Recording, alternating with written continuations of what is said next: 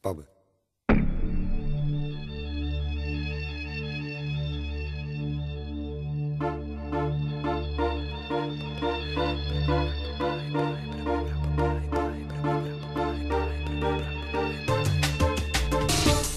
Παίρνω καλά, περνάς καλά, περνάμε ωραία κι οι δυο. Γιατί λοιπόν συνέχεια τρώγεσαι να αλλάξει αυτό? Κάτι φλασίες και εσύ κορίτσι μου που τρως ξαφνικά. Πως βλέπω εγώ στο μέλλον το δεσμό μας και τα λοιπά. Αφού στο είχα πει και μου είχες πει πως είμαι σωστός. Ότι η σχέση πρέπει να είναι σχέση κι όχι δεσμός. Και ότι οι δεσμεύσεις είναι για παιδάκια έσωστρεφή, με χαμηλή αυτοπεποίθηση και ανασφαλή. Τώρα τι θες λοιπόν, πες μου να καταλάβω κι εγώ. Να σου αποκαταστήσω γιατί σε έχω εκθέσει καιρό. Που πήγε αν η δύο τέλεια και ο ρομαντισμός.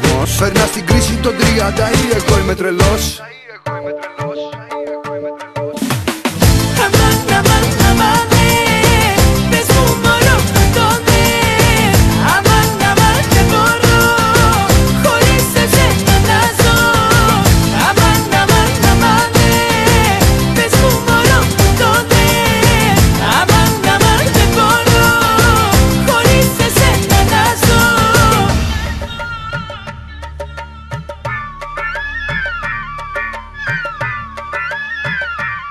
Θες να συστήνεσαι κυρία μαζονάκι παντού και να το παίζεις τώρα σπιτωμένη κι αφιψηλού. Για να μπορείς τις φιλενάδες σου να λες με τουπέ το τύλιξα το κελεπούρι εγώ σε χρόνο ντετέ. Ναι. Ξέρω τι θες, ξέρω δεν με γελάς. Τη ματαιόδοξη ζωή σου σπόνσορα αναζητάς.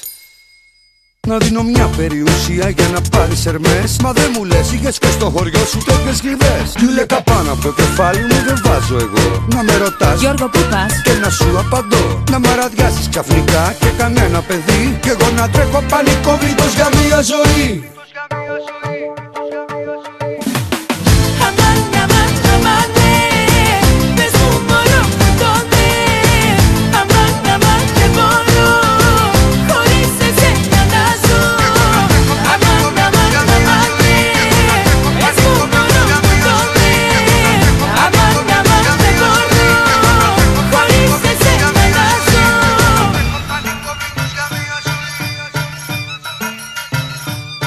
Εγώ μιλώ, μα εσύ το δικό σου χαβά. Μήπως σε έβαλε η μαμά σου να τα πεις όλα αυτά? Είναι υποκινούμενη η επανάσταση αυτή ή τα έχουν παίξει οι ορμόνες σου και έχεις τρελαθεί?